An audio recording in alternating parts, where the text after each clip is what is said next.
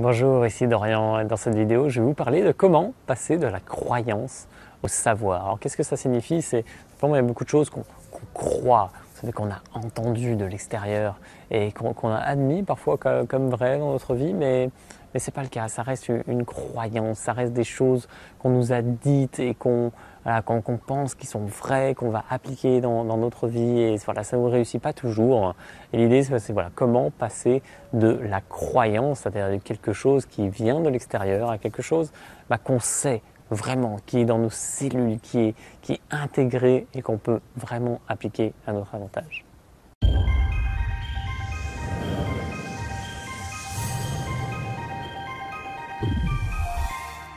Il y a vraiment une chose que je mets en place dans ma vie que j'adore, qui me fait vivre des expériences, c'est le mot, vraiment absolument génial, qui me permettent de découvrir énormément de choses, et bien c'est celui d'expérimenter. Expérimenter. Est-ce que vous expérimentez ce que vous apprenez? Vous savez, il y a beaucoup de choses qu'on apprend, qui nous sont données de l'extérieur et qu'on ne vérifie jamais. Alors parfois on a des preuves, alors par exemple vous allez apprendre en maths, il y a des théorèmes, des machins trucs qui vous montrent que certaines choses sont vraies et c'est ok. Il y a beaucoup de choses voilà, qu'on admet comme vraies et puis on va vivre avec ça toute notre vie qui ne nous apporte pas grand chose et qui sont souvent fausses et on va faire des choses parfois complètement absurdes parce que ça ne nous réussit pas. Ça me fait penser à une histoire où il y a une dame qui cuit un gâteau dans un type dans un type de moule particulier où à chaque fois elle coupe son gâteau en deux pour pouvoir le cuire d'une certaine façon. Et en fait sa fille lui dit pourquoi maman tu coupes le gâteau en deux à chaque fois que tu le fais cuire? Et elle lui disait écoute c'est parce que ma mère faisait comme ça et je pense que c'est meilleur comme ça. Ok, et puis du coup la mère a été quand même un peu partagée, elle est allée demander à sa propre mère maman, pourquoi tu coupes le gâteau en deux quand tu le fais cuire dans ton four? Et elle lui a dit parce que mon four il est trop petit et que je suis obligé de le faire cuire en deux parties. Donc voilà, on pense parfois que certaines choses sont bonnes pour nous alors qu'en fait c'est une absurdité qui répondait peut-être à un contexte particulier à un moment donné alors qu'un autre contexte actuel ça n'a aucun sens. Eh bien, est-ce que vous expérimentez ça dans votre vie? Je vais vous donner un exemple.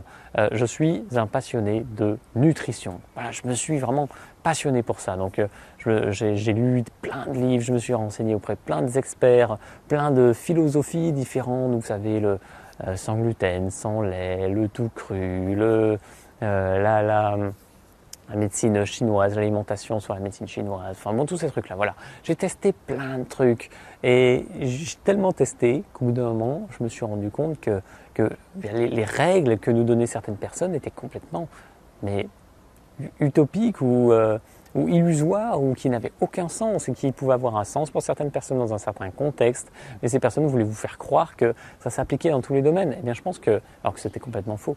Je pense que ça marche comme ça dans absolument tous les domaines. Il y a des choses qui s'appliquent peut-être pour la majorité des personnes dans certains contextes, mais très rarement, vraiment très rarement pour tout le monde dans un même contexte. Donc l'idée, c'est que si vous n'expérimentez pas, vous ne pouvez pas savoir précisément si quelque chose est bon pour vous ou non.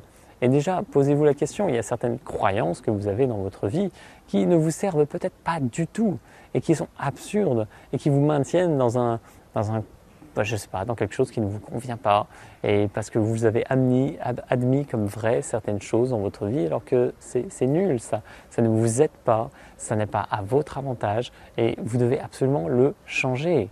Une croyance finalement, quitte à avoir des croyances, plutôt que des savoirs, autant que ce soit des croyances qui vous servent, qui soient à votre avantage. Donc si vous avez des croyances qui ne sont pas à votre avantage, et bon, on en a tous, ça s'appelle des croyances limitantes, j'en ai encore, tout le monde en a, voilà, on est sur ce chemin de croissance et on est là aussi pour épurer tout ça.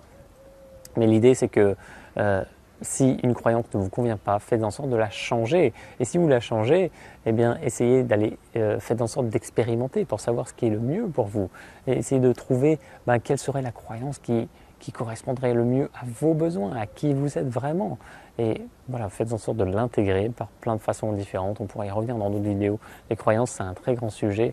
Mais dans tous les cas, là où je veux vous amener aujourd'hui, c'est sur ce terrain d'expérimentation. C'est qu'en expérimentant vous-même que vous pourrez avoir cette certitude que les choses sont de telle ou telle façon. Et après, parfois, même nos propres expériences peuvent nous berner parce qu'on est dans un contexte particulier et que voilà, c'était pas favorable. Mais bon, l'idée, c'est qu'au moins, voilà, allez tester les choses.